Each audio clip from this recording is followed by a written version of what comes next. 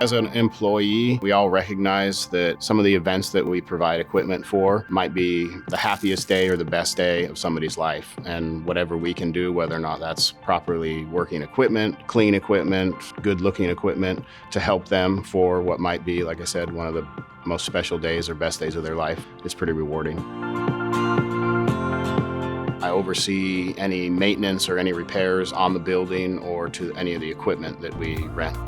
Anything from structures to tent heaters, you name it, barbecues, grills, all sorts of things. And so, yeah, there's obviously a challenge when it comes to repairing some of those things, but it is fun to troubleshoot something and try to figure out what the issue is with it and get it resolved. But it's nice to know that all of our efforts here in the building, even though nobody ever gets to see those, when the product is out at the wedding or at the venue and it's set up and it looks beautiful and it contributes to somebody's perfect day, it makes you feel good.